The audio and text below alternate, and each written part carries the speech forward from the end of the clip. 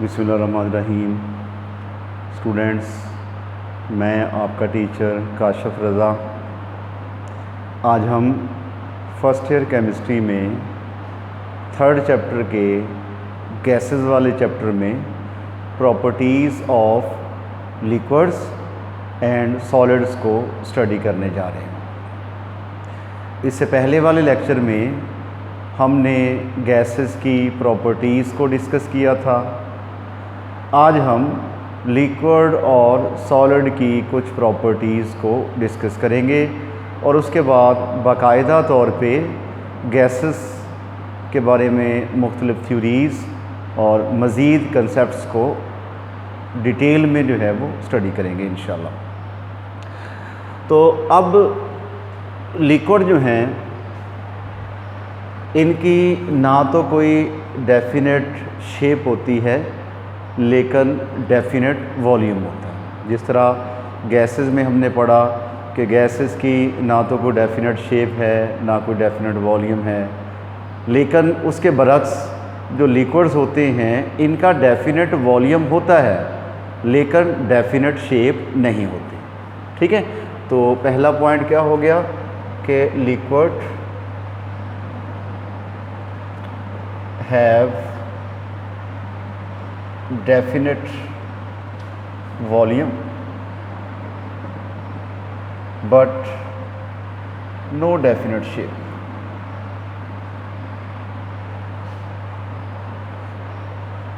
कि लिक्विड का वॉल्यूम जो है वो डेफिनेट होता है लेकिन इनकी शेप जो है वो डेफिनेट नहीं होती।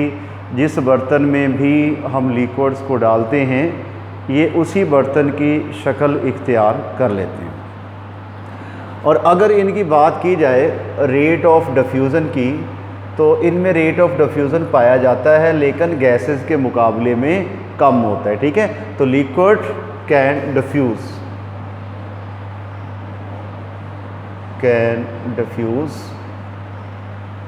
but rate of diffusion is very small as compared to the gases, because rate of diffusion depends upon the attractive forces intermolecular forces among the molecules and empty spaces among the molecules।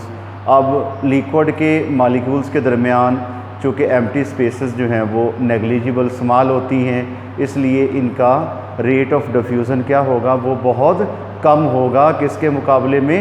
Gases के मुकाबले में। ठीक है, तो large empty spaces नहीं होती बल्कि small empty spaces होती हैं। तो liquids can diffuse but rate of diffusion is less than that of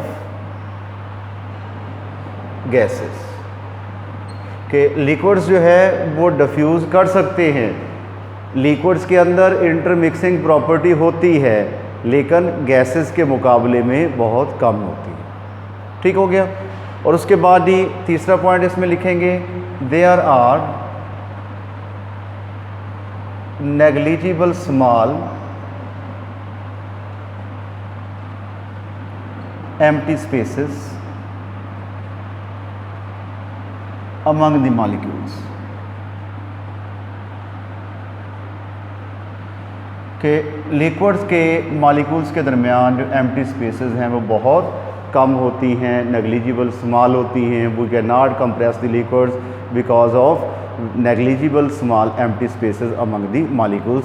solid को तो फिर कंप्रेस किया जा सकता है लेकिन लिक्विड्स को हम कंप्रेस नहीं करते क्योंकि इनमें एम्प्टी स्पेसेस जो हैं वो बहुत कम होती हैं, बहुत ही स्मॉल होती हैं। और अगर इनकी इंटरमॉलिक्यूलर फोर्सेस की बात की जाए कि strong attractive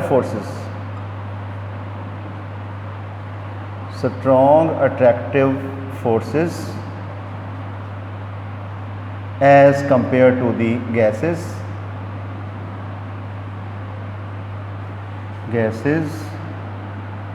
but weaker than solids।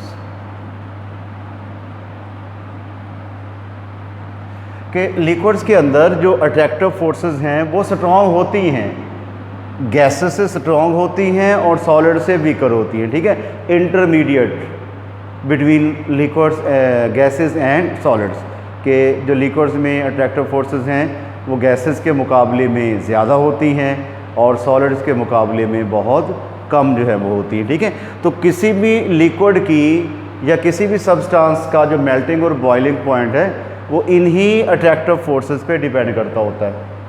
Jin liquids में अट्रैक्टिव फोर्सेस ज़्यादा होंगी उनका बॉइलिंग पॉइंट भी ज़्यादा होगा, और जिनके दरमियान अट्रैक्टिव फोर्सेस जो हैं वो कम होंगी उनका बॉइलिंग पॉइंट कम होगा। मसलन वाटर है, वाटर का जो बॉइलिंग पॉइंट है, यानी कि लिखते बॉइलिंग पॉइंट ऑफ वाटर वो 100 डिग्री सेंटीग्रेड होता है एट 1 एटमॉस्फेयर प्रेशर। लेकिन अगर हम बॉइलिंग पॉइंट देखें इथाइल अल्कोहल का, वो होता है 78.3 डिग्री सेंटीग्रेड, ठीक है। अब देखिए दोनों लिक्विड्स हैं, वाटर भी और इथाइल अल्कोहल भी, लेकिन दोनों में बॉइलिंग पॉइंट का डिफरेंस आ गया। तो अब डिफरेंस आने की वजह क्या है? क्योंकि वाटर में स्ट्रॉन्ग अट्रैक्टिव फोर्सेस होती हैं as compared to the ethyl alcohol, जिस वजह से वाटर का जो बॉइलिंग पॉइंट है वो क्या हो गया, वो ज़्यादा हो गया, ठीक है। बताने का मकसद ये है कि लिक्विड्स का जो बॉइलिंग पॉइंट है वो डिपेंड करता होता है इंटरमॉलिक्यूलर फोर्सेस पे, और जिन लिक्विड्स में इंटरमॉलिक्यूलर फोर्सेस जो हैं वो स्ट्रॉन्ग होंगी उनका बॉइलिंग पॉइंट ज़्यादा होगा, और जिनमें इंटरमॉलिक्यूलर फोर्सेस जो हैं वो वीक होंगी उनका बॉइलिंग पॉइंट जो है वो क्या होगा, वो कम होगा। क्लियर होगी बात? अच्छा, जितने भी लिक्विड्स होते हैं इनमें जो मॉलिक्यूल्स हैं इन लिक्विड्स के वो रैंडमली मूव करते हैं, just like the molecules of the gases, कि जिस तरह गैस के मॉलिक्यूल्स जो हैं वो कंटेनर के अंदर रैंडमली मूव करते हैं, यानी कि एक मॉलिक्यूल जो है वो इधर आएगा, इधर से नीचे चला गया, हिट करेगा नेबरिंग में मॉलिक्यूल यहाँ पे आ गया, यानी कि रैंडमली मूव जो है वो करते रहते हैं। लेकिन इनमें एक एडिशनल प्रॉपर्टी पाई जाती है कि the molecules of the liquids can evaporate from the liquid surface, ठीक है।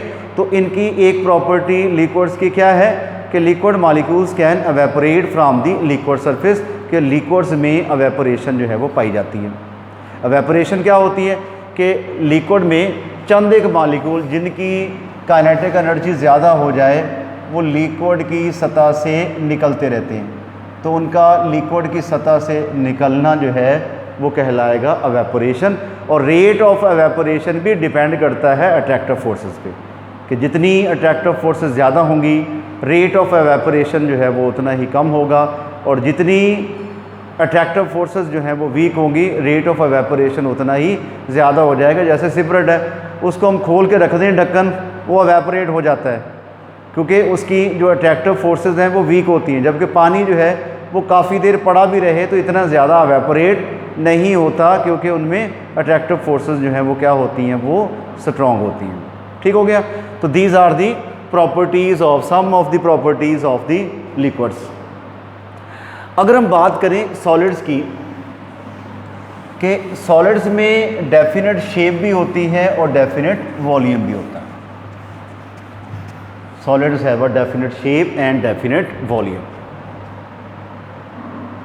Solids have definite shape and volume। कि सॉलिड्स में इनका जो है वो शेप भी मखसूस रहती है और इनका वॉल्यूम भी मखसूस रहता है। It is all because of the strong attractive forces between the constituents of the solids. कि सॉलिड के जो कंस्टिट्यूएंट्स हैं उनमें स्ट्रॉन्ग अट्रैक्टिव फोर्सेस होती हैं जो एटम्स को, आइंस को या मॉलिक्यूल्स को टाइटली हेल्ड किए रखती हैं all the time. That's why solids have a definite shape and definite volume. और उसके बाद इनमें रेट ऑफ डिफ्यूज़न या अफ्यूज़न सॉलिड स्टेट में ज़ीरो होता है। सॉलिड स्टेट में सॉलिड्स जो हैं वो ना तो डिफ्यूज़ करते हैं ना अफ्यूज़ करते हैं, लेकिन अगर उनको मेल्ट कर लिया जाए तो उनकी डिफ्यूज़न करवाई जा सकती है। एलॉय फॉर्मेशन में आपने देखा कि 2-3 मेटल्स को हम मिक्स कर लेते हैं, यानी इंटरमिक्सिंग हो जाती है after the melting of the solids. Solid state में जो रेट ऑफ डिफ्यूज़न है सॉलिड्स में वो ज़ीरो होता है। तो solids can not diffuse and effuse in a solid state, can not diffuse and effuse in solid state। हाँ, अलबत्ता उनको अगर मेल्ट कर लें तो हम डिफ्यूज़न करवा सकते हैं, 2-3 मेल्टेड मेटल्स को अगर हम मिक्स करना चाहें तो मिक्स कर सकते हैं in the process of alloy formation, लेकिन हम सॉलिड स्टेट में उसको जो है वो मेल्ट नहीं। अब उनकी कंप्लीट मेंटेनेंस और शेप की वजह क्या होगी? Tightly packing of the atoms, ions or molecules. जो उस सॉलिड के कॉन्स्टिट्यूएंट्स हैं उनमें टाइटली पैकिंग जो है वो रिस्पॉन्सिबल होती है definite shape and definite volume की। There exist a strong attractive forces among the solid particles, के सॉलिड के पार्टिकल्स के दरमियान स्ट्रॉन्ग अट्रैक्टिव फोर्सेस जो हैं वो पाई जाती हैं। ठीक है, तो ये हमने डिस्कस की हैं चंद प्रॉपर्टीज़ सॉलिड की, लिक्विड की और गैसेस की। अब हम बाकायदा स्टार्ट करते हैं हमारा गैसेस के बारे में informations.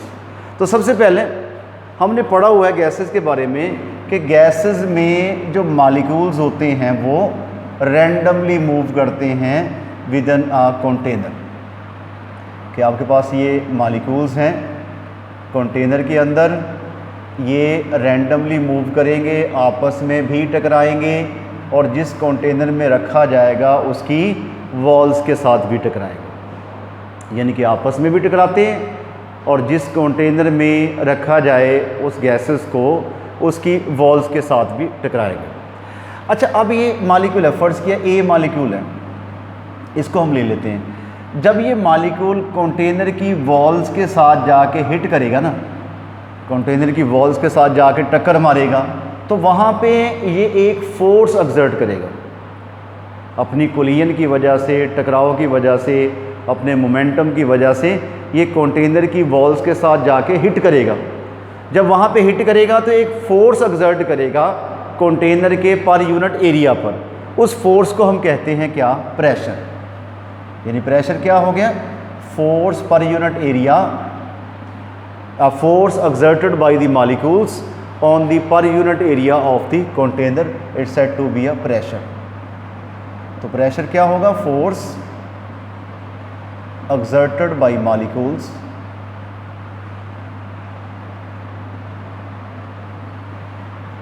on the per unit area of container।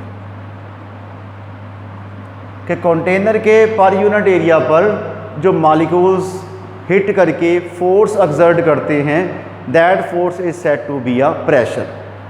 ठीक हो गया। इसका अगर हम एसआई यूनिट की बात करें, फोर्स की एसआई यूनिट, वो होता है Newton per metre square. MCQs के लिए इम्पोर्टेंट है कि प्रेशर का जो एसआई यूनिट है वो क्या होता है? वो न्यूटन पर मीटर स्क्वायर। जैसा कि हमारे पास फार्मूला है प्रेशर का, फोर्स और पर यूनिट एरिया। ठीक है, अब देखिए फोर्स का यूनिट हो गया न्यूटन और एरिया का हो गया मीटर स्क्वायर। ठीक है, एरिया कैसे निकालते हैं? लंबाई ज़रब चौड़ाई। तो लंबाई का हो गया मीटर और ये मीटर हो गया, तो क्या बन गया? मीटर स्क्वायर बन गया। ठीक है, तो एसआई यूनिट जो है वो प्रेशर का क्या हो गया? Newton per metre square. Other units क्या है? एटमॉस्फेयर है, एटमॉस्फेयर, और उसके बाद टॉर हो गया, और उसके बाद ही पास्कल हो गया, पॉन्ड्स हो गया। ठीक है, तो 1 एटमॉस्फेयर जो है ये बराबर होता है 760 टॉर के, और ये बराबर होता है 101325 न्यूटन पर मीटर स्क्वायर के बराबर होता है। ठीक है, और मिलीमीटर ऑफ मरकरी हो गया। तो these are the some units of pressure. तो क्वेश्चन ये ऐसे आता होता है कि define pressure and write its various units. तो प्रेशर क्या हो गया? Force exerted by the molecules on the per unit area of the container. और यूनिट्स क्या हो गए? ऐसा यूनिट इसका हो गया newton per metre square, atmosphere, torr, pascal, pounds and millimetre of mercury are the units of pressure. तो आज के हमारे टॉपिक में इतना ही था। नेक्स्ट लेक्चर में हम बॉयल्स लॉ को डिस्कस करेंगे। उस वक्त तक के लिए अल्लाह हाफिज़।